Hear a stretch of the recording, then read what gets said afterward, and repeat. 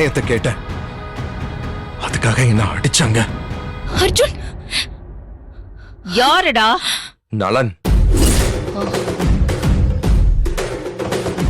நளனா? ஆமாமா. என்ன சொல்ற அர்ஜுன்? ஏன் அப்பாவா? என்னது? நளன் உன்னை அடிச்சானா? ஆள் வச்சு அடிச்சாரு. பாத்தியாக்கா அந்த ஆள் திமிர இன்னும் மேல மேல நம்மள சீட்டிக்கிட்டே இருக்காரு. டேய் சேது, அக்கா புள்ளைய லாக்அப்ல இருந்து அப்பல இருந்து எடுன்னு சொல்ற, அதுவும் காதுல விழலியா?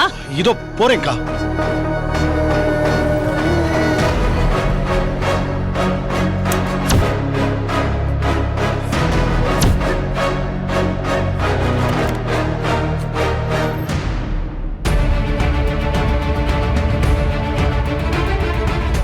உள்ளவா சார், நீங்க யாருன்னு தெரியாம மோதறீங்க.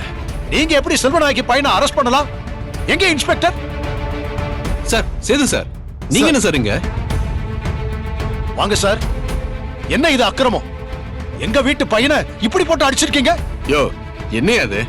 சார் நாங்க அடிக்கல சார், அவரை ஏற்கனவே அடிச்சுதான் கூட்டு வந்தாங்க. நாங்க லாக்அப்ல மட்டும்தான் சார் வச்சோம். ரிட்டர்ன் கம்ப்ளைண்ட் வேற கொடுத்துருக்காங்க சார்.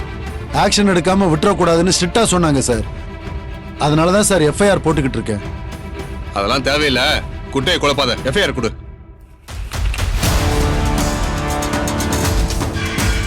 Inspector sir. வாங்க மேடம். என்ன வாங்க? நாங்க எதுக்கு வரணும்? என் புள்ளைன்னு தெரிஞ்சு அரெஸ்ட் பண்றதுக்கு எவ்வளவு தைரியம் வேணும்? இப்ப நான் யாருக்கு போன் பண்ணணும்? கமிஷனருக்கா, மினிஸ்டருக்கா? மேடம் ப்ளீஸ் மேடம், தயவு செஞ்சு அதெல்லாம் வேண்டாம் மேடம். கொஞ்சம் அமைதியா இருங்க மேடம். நான் கமிஷனர் ஆபீஸ் போயிட்டு வரதுக்குள்ள புது எஸ்ஐ இந்த மாதிரி குழப்பம் பண்ணி வச்சிருக்காரு. என் புள்ளைய முதல்ல லாக்அப்ல இருந்து விட போறீங்களா இல்லையா? யோ திறந்து விடியா. சார் அது வந்து சார், அவன் எங்கேயும் ஓடிட மாட்டான், திறந்து விடுங்க. ஒரு நிமிஷம் சார். யோ சாவி குடியா. ஏன் இப்படி பண்ற அர்ஜுன்? அர்ஜுன் சொல்லு, ஏன் இப்படி பண்ற? ஏன் அப்பா உன்னை அடிச்சாரா?